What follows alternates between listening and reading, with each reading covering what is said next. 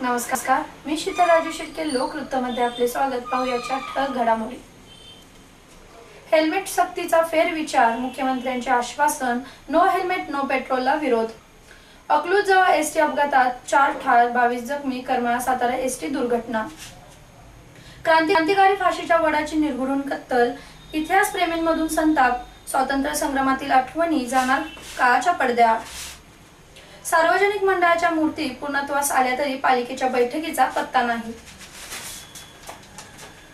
मृत्यूच्या दुःखाऐवजी प्रेताची प्रतीक्षा, सरकारी रुग्णालयात होत नाही मध्यरात्री शवविच्छेदन. बातमीपत्र सविस्तर. पेट्रोलसाठी हेल्मेटची सक्ती करण्याच्या शासनाच्या निर्णयास विरोध होत असून त्यावर सामान्य तोडगा काढला जाईल असे आश्वासन मुख्यमंत्र्यांनी दिले आहे. रस्त्यावरील वाढते अपघात टाळण्यासाठी नो हेल्मेट नो पेट्रोलचा निर्णय परिवहन मंत्री दिवाकर रावते यांनी घेतला असून या निर्णयाची अंमलबजावणी 1 ऑगस्ट पासून राज्यात होणार होती. मात्र पेट्रोल पंप चालकांनी या निर्णयास तीव्र विरोध दर्शवून 1 ऑगस्ट पासून पेट्रोल खरेदी बंदचा इशारा दिला. विधानसभेत हा विषय अजित पवार यांनी उपस्थित केला. हेल्मेट शिवाय पेट्रोल न देण्याच्या निर्णयामुळे राज्यात तीव्र असंतोष निर्माण झाला आहे. त्यामुळे सरकारने या प्रकरणात लक्ष घालून मार्ग काढावा अशी मागणी पवार यांनी केली. त्यावर मुख्यमंत्री म्हणाले, रावते यांनी घेतलेल्या या निर्णयाच्या मागची भावना शुद्ध आहे.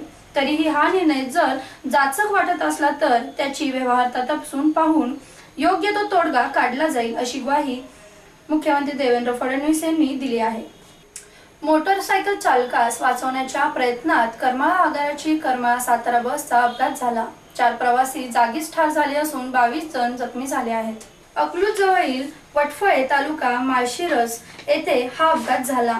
करमाळा आगाराची करमाळा सातारा बस क्रमांक MH 20 BL 3655 ही करमाळ्याहून साताऱ्याकडे निघाली होती. वटफळे जवळ आली असता समोरून आलेल्या पल्सर मोटरसायकल स्वारास वाचवण्याच्या प्रयत्नात रस्त्यावरून खाली गेली. त्यावेळी बाजूच्या झाडाला बसच्या मागील भागाची जोराची धडक बसली. यामध्ये 4 जण जागीच ठार झाले आहेत तर 22 जण गंभीर जखमी झाले आहेत. सर्व जखमींना अकलूजच्या विविध रुग्णालयात उपचारासाठी दाखल केले असून अनेकांची प्रकृती गंभीर असल्याचे समजते.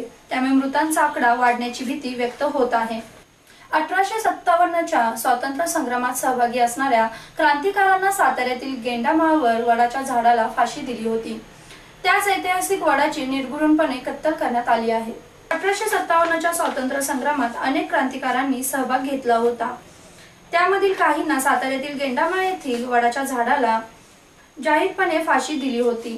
ज्या वटवृक्षाला फाशी देण्यात आली तो 1956 मध्ये जीर्ण होऊन जमीनदोस्त झाला. त्याच पवित्र जागेवर त्यानंतर अनेक वेळा नागरिकांनी वडाची झाडे लावली. मात्र गायी, म्हशी, शेळ्या, मेंढ्यांमुळे झाड येऊ शकले नाही. 15 ऑगस्ट 1987 रोजी न्यायमूर्ती गंभीर यांच्या अंगणातील एक रोप आणून दिवंगत बन्याबापू गोडबोले आणि मुकुंदराव दापके यांच्या हस्ते वृक्षारोपण करण्यात आले. यावेळी त्याची काळजी घेण्यात आली. हे झाड चांगले वाढले. त्यानंतर पालिकेने स्मृतिस्तंभ उभारला. त्यामुळे हा परिसर अधिकच चांगला झाला. आता मात्र या वडाच्या झाडाची कत्तल केली आहे. फांद्या आणि पारंब्या पूर्ण छाटून टाकल्या आहेत. फक्त बुडखा शिल्लक राहिला आहे. त्यामुळे स्वातंत्र्य संग्रामातील ऐतिहासिक स्थळ आता निर्जन दिसत आहे. इतिहास प्रेमींमधून संताप व्यक्त होत आहे. माझं नाव धैर्यशील साळुंके. मी इथला स्थानिक रहिवासी. गेली म्हणजे कॉलेजच्या दिवसापासून आम्ही इथे होतो.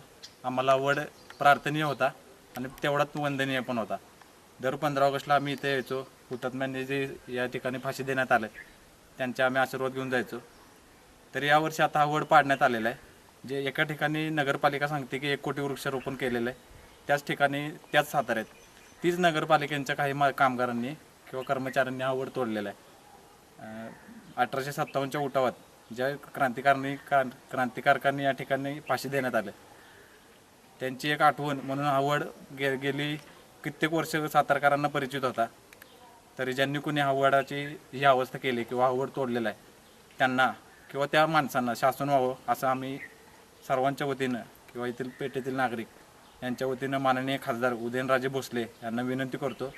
आणि ज्यांनी कोणी हा वडाची ही अवस्था केली किंवा हा तोडलेला यांच्यावर कारवाई असं मनापासून प्रकाराबद्दल खेद व्यक्त करून आम्ही सर्व मुलं किंवा पेठेतील नागरिक किंवा आसपासच्या सर्व नागरिकांना विनंती करतो की ज्यांनी कोणी हा निंदनीय प्रकार केला आहे त्यांच्या विरुद्ध आवाज उठवण्यासाठी आपण सर्वांनी एकत्र येऊया आणि झालेल्या प्रकाराला आळा घालण्यासाठी किंवा इतर याच्या पुढे असे प्रकार होऊ नये म्हणून आपण सर्वांनी एकजूट होऊन याविषयी कठोरातलं कठोर पाऊल उचलूया आणि जे लोकप्रतिनिधी आपण निवडून दिलेले आहेत त्यांनी याविषयी दखल घ्यावी असं आम्ही कोणच फिरकलेले नाहीत पण लोकप्रतिनिधी एवढी सातारची ऐतिहासिक भूमी बर कोणच फिरकलेले नाहीत पण हो बरं लोकप्रतिनिधीमधून आपण ज्यांना निवडून दिलेले ते एकही जण अजूनपर्यंत या ठिकाणी फिरकलेलं नाही आहे कोणीच तरी त्यांनी येऊन इथं चौकशी करावी नगरपालिकेने पण ज्या कोणी हे प्रकार केलेला आहे त्यांची चौकशी करावी आणि त्यांना कठोर शासन करावं असं आम्ही मनापासून सांगतो. मी प्रथमेश वेद पाठक लहानपणापासून या वाडाला पाहत आलो आहे.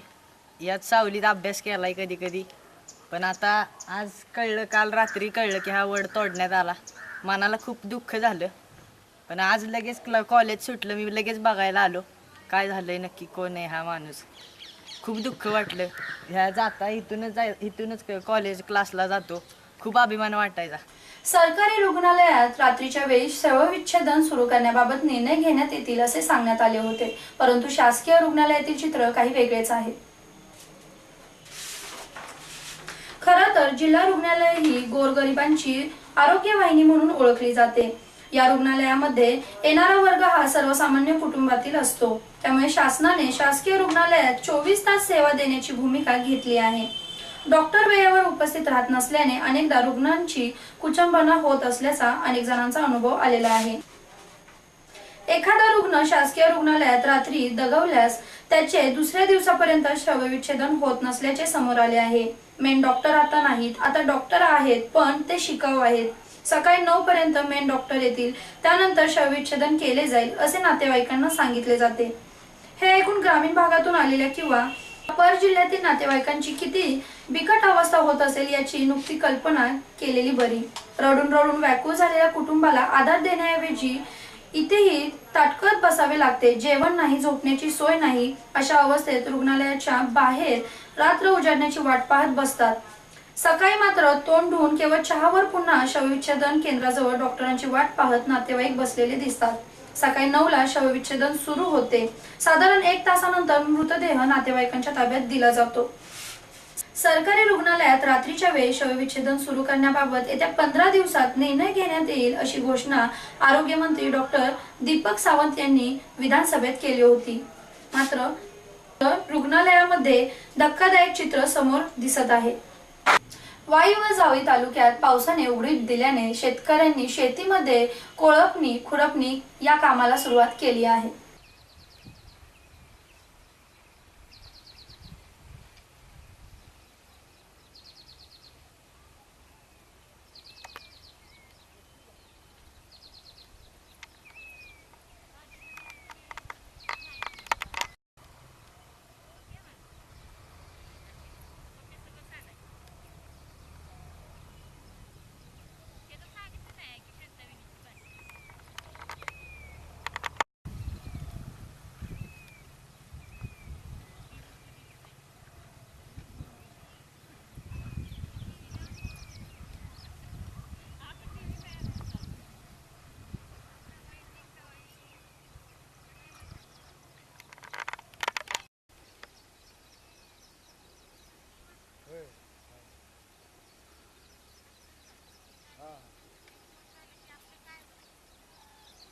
नाही वाईट मी म्हणलं काय मार दुसरं काय नाही.